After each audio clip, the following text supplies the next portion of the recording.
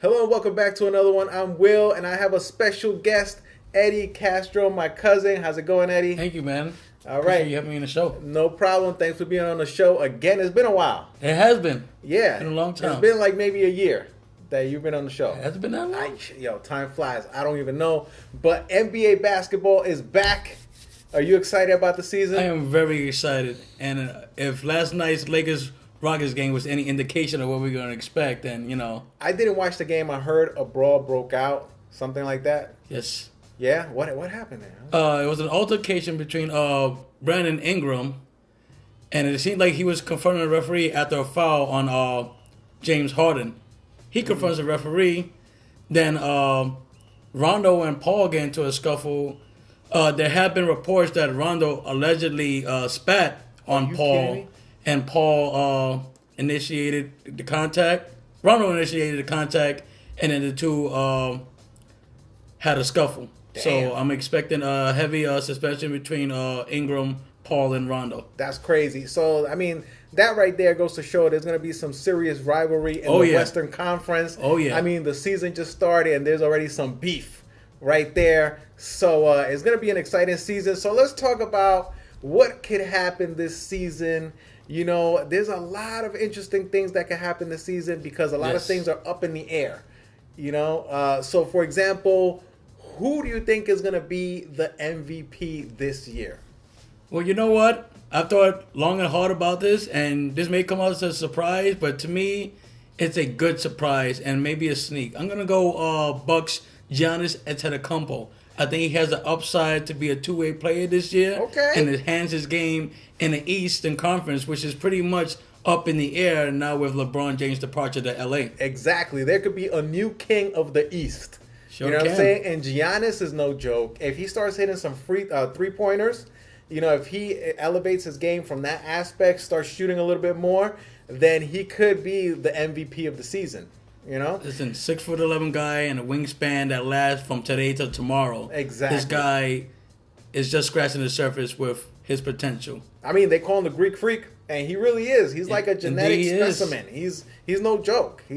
The guy could do it all. I mean, he could jump really high. He got, post-up moves, grab rebounds. He's been grabbing a lot of rebounds this year so far. So I agree with that. He could be, the sleeper MVP. Yes. I'm going with another one that a lot of people might not think of. A lot of people, I feel like most people are saying LeBron is going to be the MVP. I keep hearing LeBron's going to be the MVP.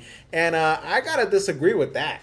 Because I don't think the Lakers are going to be good enough for him to get that MVP.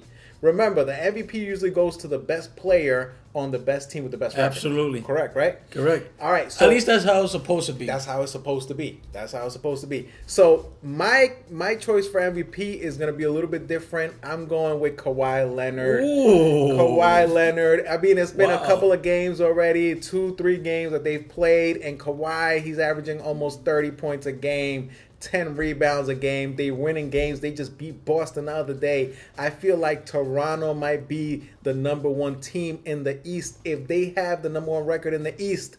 And he, of course, is the best player on their team. I think Kawhi is going to steal the MVP. Now, if I'm not mistaken, this is the second straight year in a row that you picked Kawhi, correct? That's true.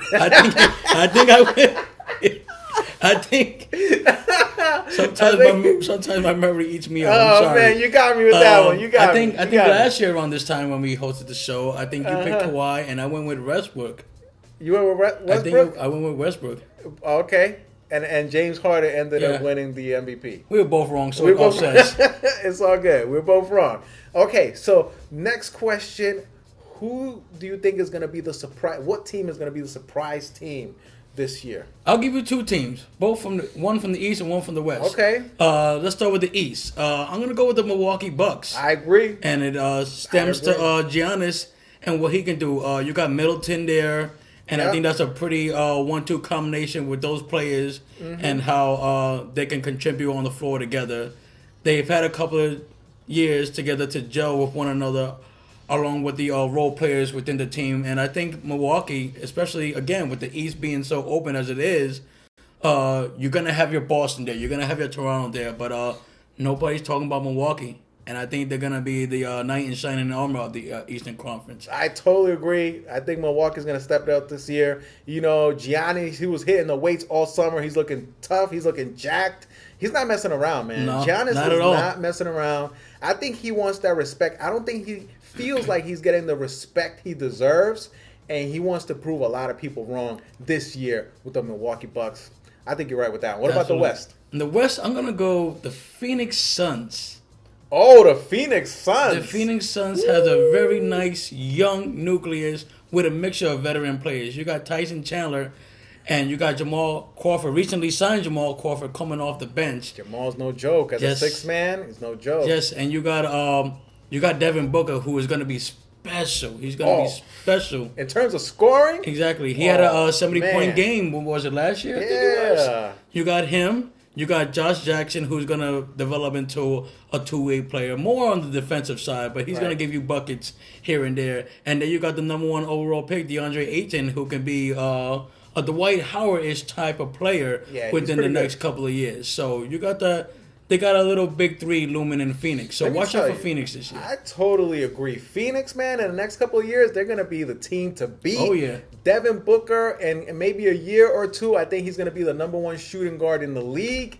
The guy is young. I mean, I think the first game of the season, he had like 35 points. Right. Was lighting it up. He could not miss from 3. Devin Booker is no joke. No joke As a at Knicks all. fans, I wish we had a shooting guard like that. Devin Booker, I would love that. Moving on, who do you think is going to be? Well, actually, you know what? I think I'm going to give you my sleeper teams. Sleeper team in the East, I think is going to be, like you said, Milwaukee. Sleeper team in the West, the Dallas Mavericks. Wow. Dallas Mavericks. I mean, they're playing some good basketball with the new rookie they have, Luka Doncic, Okay. and Dennis Smith Jr. And then they also signed DeAndre Jordan. So they got a little squad there. I would not sleep on the Dallas Mavericks. All right, so next, moving on, the main category here. Who's going to win the championship? You know what? I've thought long and hard about it, but we always talk about the surprising teams in the Western Conference and how stacked the West is now with the addition of LeBron James. But it's like Ric Flair says, to be the man, you got to beat the man. And right now, the man of the NBA is still the Golden State Warriors. They got the nucleus and the pieces to three-peat again. And we got to remember, they have a hopefully healthy DeMarcus Cousins coming around Christmas time. So you put Cousins, Durant, Draymond Green, and the Splash Brothers together, it stands for another 60, 70 win season if everyone is healthy. I totally agree. I think the Golden State Warriors are going to take it this year. I think they're a little bit vulnerable, though, because I haven't seen Iguodala play. I think he's injured. I haven't seen him in the lineup. And DeMarcus Cousins, who knows if he's going to have that team chemistry with the rest of the team. What do you think about that? Well, you know what? I think what balances the Golden State Warriors is that they have that true grit with them. And the grit starts with Draymond Green. That's true. The addition of Draymond Green and DeMarcus Cousins is going to be very interesting because they're both high intense players. So between games here and there, I wouldn't be surprised if those two butt heads. But at the end of the day, if they can just come to a conclusion that the ultimate prize is the NBA championship, I think they'll be just fine. And right now, at 2-0, they're sitting pretty. That's true. Because realistically, who's going to challenge the Warriors?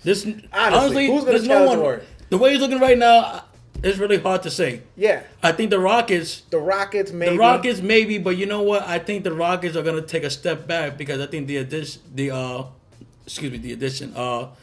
departure of Trevor Ariza is gonna loom large with them. They gained a little bit of offensive, continuity with the addition of Carmelo Anthony, but you get rid of Rashard Mahmoud and Trevor Ariza, who is defensive caliber players. I think Houston is going to take a step back this year. And I think Trevor Ariza, he's in the Suns right now, right? Yes, he is. And he had a great first game, sure too, did. with the Suns. And you could tell Houston's going to miss Trevor Ariza. They're gonna miss that defensive toughness. And I don't think they're going to be the same team. I was hoping they would be a better team this year, but they're looking a little bit shaky. Last question, who's going to be the Rookie of the Year? What do you think? Wow, what Rookie of the Year is going to be... I've been spitballing back and forth between two players. But I got to go DeAndre Ayton. I think he just has DeAndre Ayton? Yeah. Yeah, you think so? I think he has the upside and the tools to get the award. You know, Phoenix is gonna go under the radar, like I said earlier, and I think he has the tools to average 20 and 10. Okay. I'm going to say Luka Doncic. Because I've seen I think they played 3 games already. The Suns. Ayton, what's his name? DeAndre Ayton.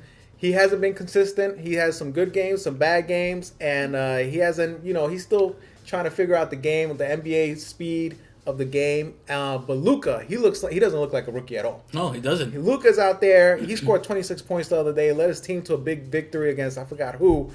But he looks tough. He looks like, he has the skills to play at that level.